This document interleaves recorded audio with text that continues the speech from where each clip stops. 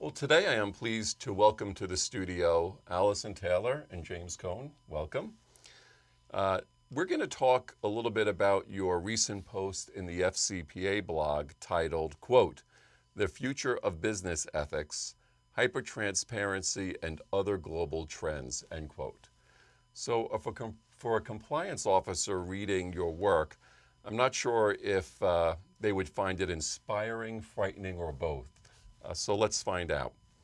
You start the article by stating that compliance officers will need to anticipate and respond to a transformation in business ethics and focus upon issues including hypertransparency, individual and collective empowerment, as well as organizational culture.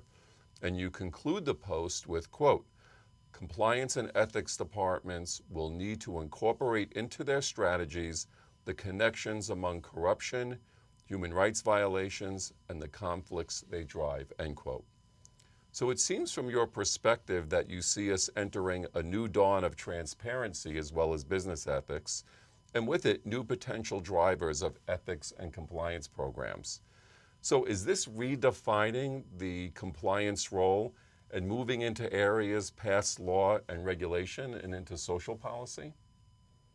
Shall I try that one? Yeah, you can try it first, Alison. I would say no, because I think the role of compliance, which is to ensure adherence to regulation within a company, will stay the same. Right. But what I would say is that if you want to understand what's going to become a regulation, look at social responsibility issues now. Okay. So take, for example, human rights, which is now still at the moment mostly soft law, but we might see over the horizon it becoming hard law, and then it becomes a compliance problem. Interesting. So it's a little bit forward-looking as to what future regulation might address. Yeah, and it's an interesting idea of how regulation gets created and public perception and things that people care about. So I think our blog post is mainly about these very transformational changes in the landscape that will ultimately affect the role of the compliance officer, but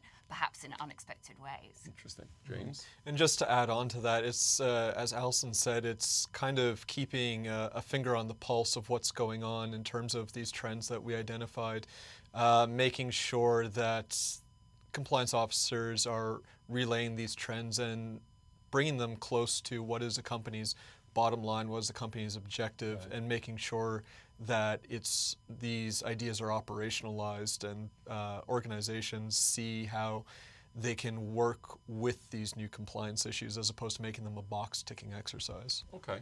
Well, to that point, you state that compliance, quote, "Compliance officers will become agents of change," which I think is what we just talked about, "taking ownership of company values and culture," end quote. I mean, to your previous point, that seems like an enormous task to a field that's already often overburdened. Is this just going to make life unmanageable? James? I think it becomes unmanageable depending on how you view the position and what kind of mandate you want to give the position. So it becomes looking at, as Alison said, the trends that are coming forward and the legal landscape that might come out of social action, out of things like, as we said in the article, hypertransparency, and the realities that are going to be facing companies. And so you can either look at the compliance department and keep it within its standard frame, or you can look at how the public is viewing companies. You can look at how new employees coming into companies view it. We talked about going from shareholder value to shared value. Okay. And then try and work through what does that mean for a new mandate and a new role for the compliance office, so it's not overburdened, but it gains the resources and the mandate to carry out these actions appropriately. A good point, Alison. Well, and I'd argue that this is actually a very positive development for compliance officers, because I think that the reason compliance officers feel overburdened is that they are often, not always, trying to enforce rules that are not aligned with the culture, strategy, and incentives. So they're trying to wield a stick, whereas in fact everything else about the organization is acting against them. So by considering the wider cultural context and by really looking at the relationship between compliance and ethics, which people bundle together without Right. thought, but compliance is compliance. There's always a role for that. There is always a role for enforcing the rules. But company ethics, I think, is where we're seeing the real transformation and serious questions being asked about the role of the private sector, the role of companies, and then the role of company culture in driving values. So rather than looking at this as another kind of task compliance officers have to complete, I would say it would support them to fulfill their core role and enable the company to consider these wider questions and really what ethics means. Understood. Well, that sort of brings us to the next point, and this moves us a little bit beyond compliance. And you talked about what corporations do. So do you think that corporations can really function as profit-making enterprises when they have to assume that everything that goes on inside an organization might or will be made public, right? Going back to your hyper-transparency. Now, for example, I recently heard a company speak about crisis management, where they shared how they keep a top-rate PR agency and a law firm on monthly retainer to do absolutely nothing but wait for a crisis and be prepared to respond. Now, not everyone has that kind of time or those resources. So how does this all impact the basic function of a multinational to create and grow shareholder value? Well, there's a lot of things to say about that. I think I would query strongly whether the future of the corporation is to create shareholder value, whether that's a sustainable model.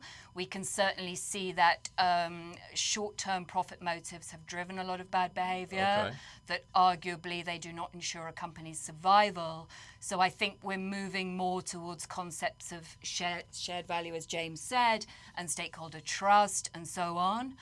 I mean, I think it's interesting that you say you can't both be transparent and make a profit, which is sort of, there's an implied idea in there that corruption's good for business, and then we've got all these advisors to help us when we breach the rules, but we're going to breach them anyway. I think one thing that will happen, though, is that with hypertransparency, companies will have to become more open about admitting the areas where they're not perfect and where there are challenges. Very significant development recently, as an example, is that Nestle has admitted it has forced labor in its supply chain, which is really the first company that's ever done that. Before an investigation, we're going to collaborate and we're going to work with others because what we're facing is a systemic challenge. And so I would expect to see more responses like that of companies, rather than saying, we can just enforce this rule and it'll all be okay, and we'll pay the fines if it gets, if it gets to be a problem. That maybe there'll be a little bit more of an open dialogue about the more systemic challenges that companies are facing. Certainly more collaboration and certainly more openness, because there won't be any choice. What do you think? And why do when you respond, what is shared value? If it's not shareholder value, what is shared value? What does that mean to a company, its customers, and the shareholders? I mean, I completely agree with Alison that the question, it's kind of... Don't beat up on the capitalists here. all for going for the profit incentive, but I do agree that that idea of we have to stay opaque in order to make a profit, just so that we're ticking the boxes on regulations, but really we're skirting the rules a little bit in order to beat the competition. That just doesn't work, and I would claim I have very little sympathy for that position. And it's getting discovered more and more. Yeah, and I think even this is where shared value comes in. It's the idea of especially employees coming in, I hate to use the stereotype of millennials coming into the workplace, but the idea of people that are seeing that shareholder value is unsustainable and it does drive poor decisions. Whereas shared value, you can say maybe we don't have to make as high of a quarterly profit as the previous year, as the previous quarter, if we look to partner with other companies within our sectors, say manufacturing, say textiles, say minerals, to proactively work in the sector to make the conditions, the systemic conditions, comply with regulations. So large multinational companies work together to say we are going to enforce better labor standards within subcontracting supply chains so that we aren't panicking about crisis management. We've gone out and actively changed the environment ourselves. And that's part of shared value, and that's part of not panicking about the situation. That's companies showing that they're part of the community, they're part of the system, and they're not always in confrontation with regulation. They're helping make the system better so that regulation's not a burden to them, but rather it's regulation just reflects the environment that they should be in. So with your examples, with forced labor, for example, that might mean sort of a one-off change to manufacturing costs, right? Where companies say we're not going to be driven by the lowest cost of production. We're looking at what you said, shared value, having an ethical supply chain, or a pharmaceutical company saying we need to rethink our business model and how we've been paying doctors in certain countries. Yeah. So that could mean rolling profits back to roll ethics forward. Is that sort of how the model? Yeah, and I think talking the about? benefits are enhanced stakeholder trust, ability to drive systemic change, and we just have to look out in the world to see there's a political crisis. Right. There is a crisis of confidence and trust in business. There's huge concern about inequality. There's huge concern about executive pay. I think that, and then another one of the themes picked up in our post, this idea of automation and jobs disappearing.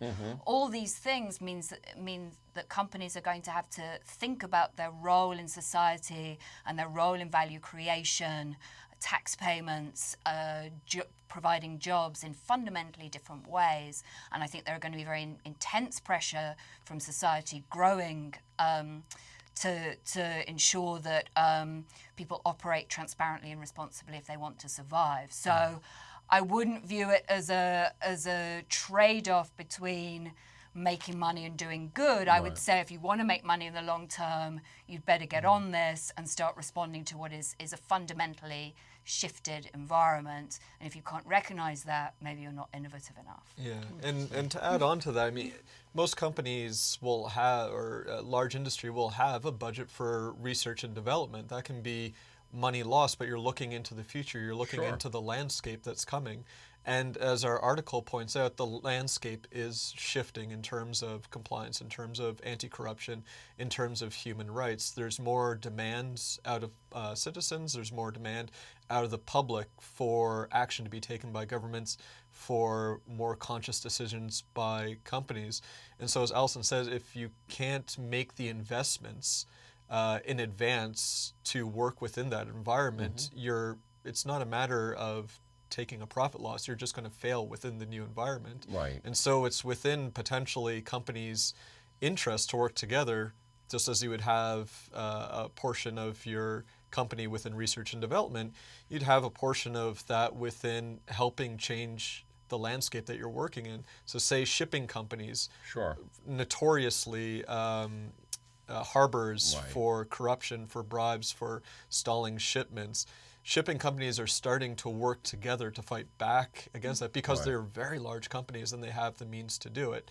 And that's a proactive look because they see the environment towards corruption compliance and they see that it also hurts their bottom line. This isn't a matter of regulation fighting against the companies. This is also companies losing money to corruption, losing money to inefficiency. So it also helps benefit them to work to reshape these environments to meet these social demands. So you've seen some good examples of collective action.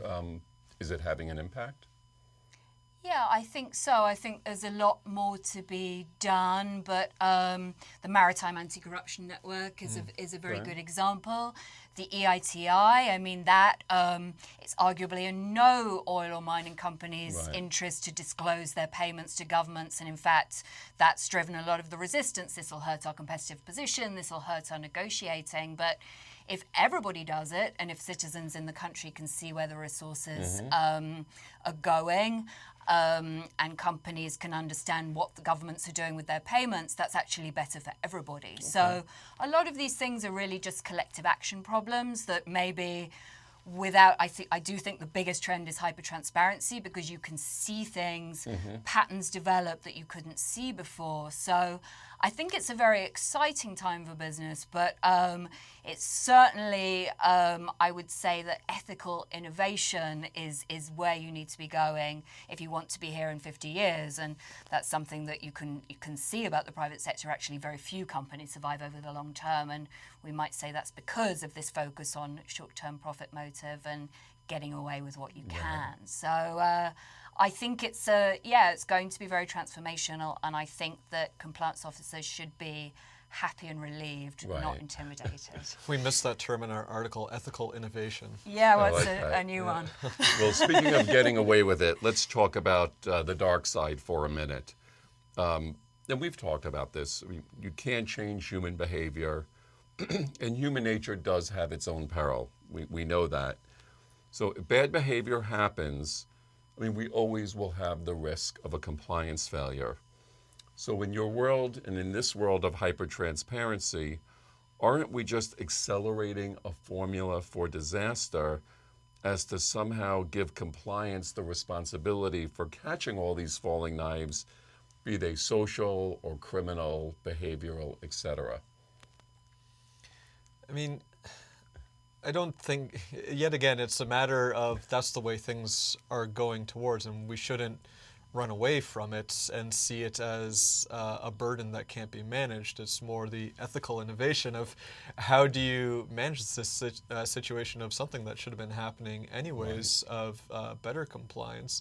I mean, in terms of, we had to look at the social changes. I mean, corruption was tax deductible in some countries about 20 years ago.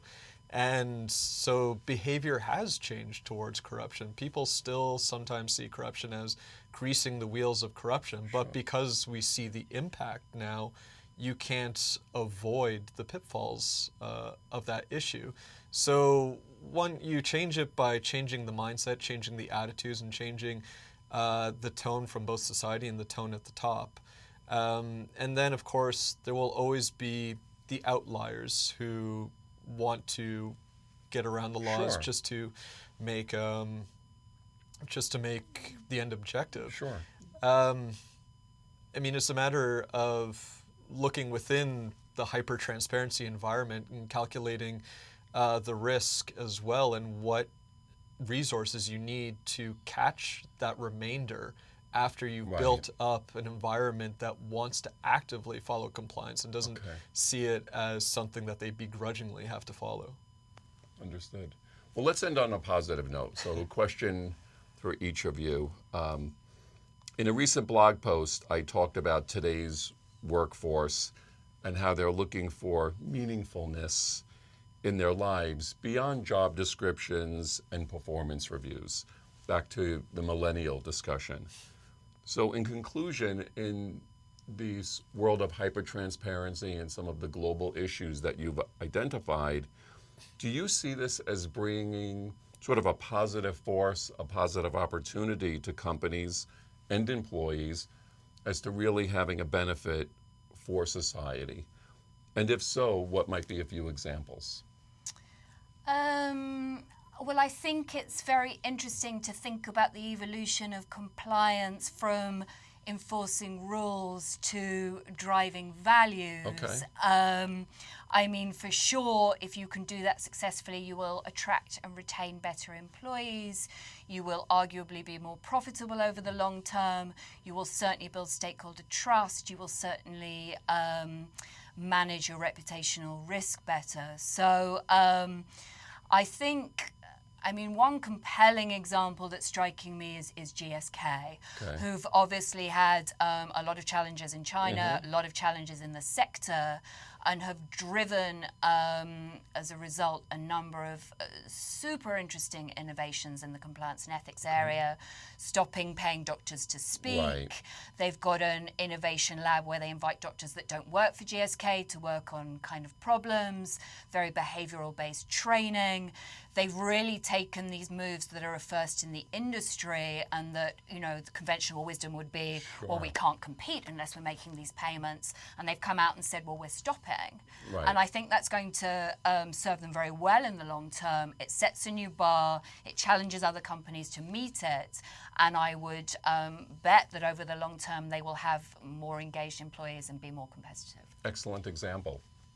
I would say that, yeah, it's definitely a positive to be going towards the trend of embracing compliance and embracing the shareholder or shared value, as it were, away from the shareholder value. I guess speaking as a millennial, I think I'd make the front line the first year of it. I can't say that. Not a millennial either. Yeah, not to stereotype a whole generation, but you know, I think the reaction since 2008, the market downturn, since looking at the lines of obligations to shareholders and the reaction that creates, I think there is a new mindset coming in that people don't want all of their work to lead towards that. They want it to lead to greater social impact. And if not social impact, at least a do no harm mentality, not creating things that are worse. I have to maintain that some companies, whenever they give to charities or set up a school in an area where they're working, very fine and good. But if they were to follow regulations and compliance, it would probably save society a lot of money and any kind of particular fallout. So I think people are starting to see past, I hate to be cynical, but PR, charity, and see that just doing your work well, engaging the employees in the communities you work with well, fair wages, fair labor standards, fair environmental practices, cyclical production and manufacturing so that we're reusing the materials. People want to be drawn into that and be a part of that. It's exciting and it's ethical innovation that gets people turned on that it's a project that they're working on. I mean, I don't have a large corporate example to give, but say a small corporate outlook is a company called Building Markets, where a lot of aid money goes into disaster zones, say Haiti after the earthquake, and instead of shipping the materials over there through aid money, it's a matter of helping connect local suppliers so that they can do the reconstruction, they can bring the supplies. There's whole challenges in that within itself, but it's this way of connecting financial flows back into areas. So you're helping give disaster relief while also building up the economy and empowering capacity there. So it's a different way of looking at building up local markets as their title says. And it's something I think people might find engaging to work with. Excellent. Well, thank you both for joining me here today. And we'll look forward to continuing the conversation. Thank you again. Thanks for having us. Thanks.